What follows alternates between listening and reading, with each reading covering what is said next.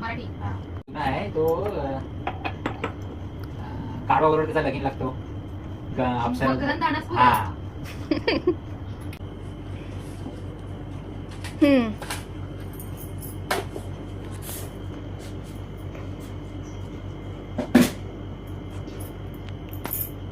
एकापेक्षा एक डान्सचा कार्यक्रम बघितलाय नाही गणपतीपुळेमध्ये. हा तो ऍक्टर आहे मराठी. गणपतीपुळेमध्ये मेन ऍक्टर हा सचिन खेडेगावकर.